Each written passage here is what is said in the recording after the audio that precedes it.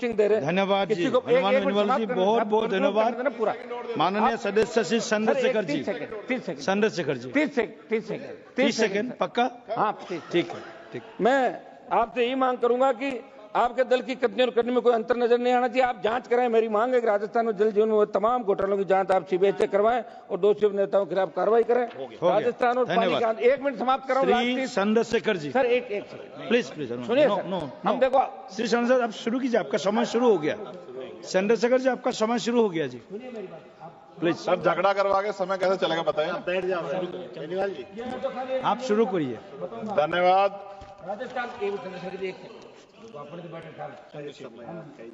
चंद्रशेखर जी आप बताइए, शुरू कीजिए।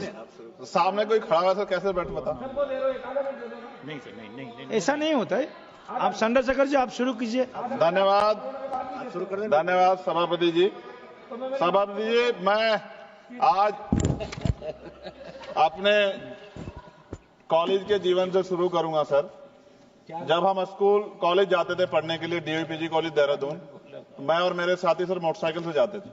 मैं, सचिन, सुबोध, फिरोज, नितिन भीगते हुए जाते थे।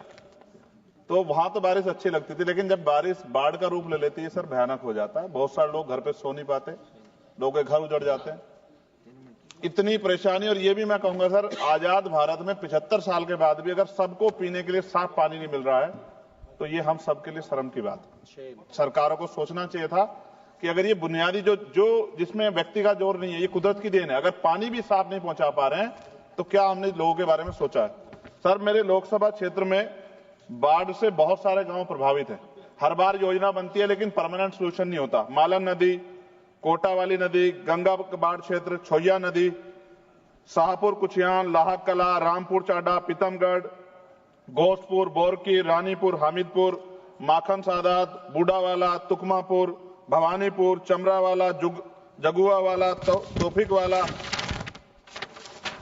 जब रामगंगा का पानी कालागढ़ डैम से छोड़ा जाता है रामगंगा में, तो कानपुर को आवश्यकता होती है, तो उससे भी बाढ़ आती है सर। हमारे यहाँ मनोहर वाली, भूतपुरी, मुबारकपुर, गावड़ी, घोसियावाला, सातनगर, मनोटी, रामसावाला, हफीजाबाद, बिहारीपुर, तीपरजोत, मुकरपुरी, बेरखेड़ा, सिपाहीवाला, मिलक, कोप्पा, नाथाडोई, मनोदरा, नंदगांव और नया गांव। जमीन कट जाती है सर, जमीन कट जाती है सर, फसल बर्बाद हो जाती है, ना मुआवजा मिलता, ना लोगों को नींद आ पाती। इसका परमानेंट सोल्यूशन जब तक सर नहीं होगा, तब तक हमारे लोगों का भला नहीं हो सकता है, हमारे क्षेत्र का, हमारे लोकसभा क्षेत्र नगीना का भला नहीं हो सकता है। सर, गंगा और यमुना की सफाई कब होगी? सरकार ने गंगा और यमुना की सफाई के लिए करोड़ों रुपए खर्च किया, लेकिन दोनों नदी अब भी गंदी है। इसके लिए जिम्मेदार लोगों पर क्या कार्रवाई होगी और गंगा और यमुना को साफ और अविरल बनाने के लिए क्या ठोस कदम उठाए जाएंगे? फैक्ट्रियों का गंदा पानी रोकने के लिए क्या कदम उठाए जा रहे हैं? सरकार कहती है कि फैक्ट्रियों से गंगा और यमुना में गंदा पानी नहीं जाएगा, लेकिन ऐसा हो रहा है, इसे रोकने के लिए सख्त कदम उठाए जाएं। गंदे पानी को साफ करने के लिए प्लांट कब तक बनेंगे? गंगा और यमुना के किनारे कई ट्रीटमेंट प्लांट बनने थे, लेकिन अब तक काम पूरा नहीं हुआ। देरी के लिए जिम्मेदार ठेकेदारों पर सरकार क्या कार्रवाई करेगी? सीवर का पानी यमुना में क्यों मिल रहा है? दिल्ली और आसपास के शहरों में लाखों लीटर गंदा पानी यमुना में बहा जाता है। सरकार से रोकने के लिए क्या कदम उठा रही है? गंगा के जीव जंतुओं की रक्षा कैसे हो? गंगा में पाए जाने वाले डॉल्फिन और अन्य जीव संकट में इनकी सुरक्षा के लिए सरकार ने क्या कदम उठाया और उनका क्या असर हुआ? नमामि गंगे योजना सफल हुई या नहीं? सरकार कहती है कि नमामि गंगे योजना सफल हुई, लेकिन जमीनी सच्चाई कुछ और है। क्या सरकार इसकी जांच स्वतंत्र से कराएगी? यमुना की सफाई के लिए बनी योजनाएं क्यों फेल हो रही है? यमुना एक्शन प्लान और अन्य योजनाओं पर करोड़ रुपए खर्च हुए, लेकिन कोई खास असर नहीं दिख रहा। क्या सरकार इसकी स्वतंत्र एजेंसी जांच कराएगी? नदी किनारे बनाए जा रिवर फ्रंट से गंगा को नुकसान हो रहा है। गंगा किनारे बनाए जा रिवर फ्रंट से नदी का प्राकृतिक प्रभाव बाधित हो रहा है। क्या सरकार इस विकास और पर्यावरण को संतुलित करने के लिए कोई नई नीति बनाएगी?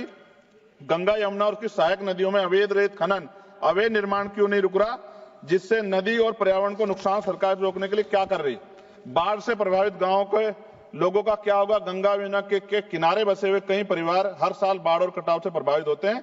क्या सरकार इनके लिए पुनर्वास के लिए कोई ठोस योजना बनाएगी? जायसवाल साहब बैठे हैं, बिहार का क्या हाल होता है? 3-3 महीने लोग परेशान होते हैं। गंगा किनारे जैविक खेती क्यों नहीं बढ़ रही? गंगा किनारे जैविक खेती को बढ़ावा देने के लिए बात कही गई थी, लेकिन इसका असर कम दिख रहा है। सरकार इस योजना को सही तरीके से लागू कराने के लिए क्या करेगी? दोनों नदियों के संरक्षण के नाम पर कई योजना बनी, लेकिन उनके नतीजे साफ नहीं दिख रहे हैं। यमुना बचाने के लिए जनता की भागीदारी जरूरी है। क्या सरकार कोई ऐसा अभियान चलाएगी ताकि लोगों को यमुना बचाने में योगदान कर सकें। सर, हर घर को साफ पानी कब मिलेगा? सरकार ने हर घर में नल से जल देने का वादा किया था, लेकिन अभी भी कई गांवों में लोग गंदा पानी पीने को मजबूर हैं। क्या सरकार सुनिश्चित करेगी सभी को साफ पानी और सुरक्षित पानी मिले? ग्रामीण व शहरी क्षेत्रों में पानी की पाइपलाइन बिछाने में देरी क्यों हो रही है? कई इलाकों में पाइपलाइन अधूरी पड़ी है, जिससे लोगों को परेशानी हो रही है। सरकार कब तक सभी जगह पानी की पाइपलाइन काम पूरा करेगी? हैंडपंप और कुएं क्यों खराब पड़े? गांव और कस्बों में लगे कई हैंडपंप कुएं खराब हैं, लेकिन उनकी मरम्मत नहीं हो रही है। सरकार इनकी मरम्मत और देखभाल के लिए क्या कर रही है? गंदे पानी से बीमारियां क्यों बढ़ रही हैं? कई जगह गंदा पानी पीने से लोग बीमार हो रहे हैं। सरकार गंदे पानी को साफ करने और बीमारियों को रोकने के क्या ठोस कदम उठा रही है? शहरों में गटर का पानी सड़कों पर क्यों बह रहा है? कई शहरों में सीवर लाइनें जाम है और गंदा पानी सड़कों पर बह रहा है। क्या सरकार सीवर व्यवस्था सुधारने के लिए कोई ठोस कदम उठाएगी, योजना बनाएगी? खत्म कर रहा हूं सर, आखिरी सर, पीने का पानी जो सर नलके में खराब हो गया है, उससे बीमारियां हो रही है, बड़ी गंभीर बीमारियां, लेकिन सरकार का ध्यान इसकी तरफ नहीं है।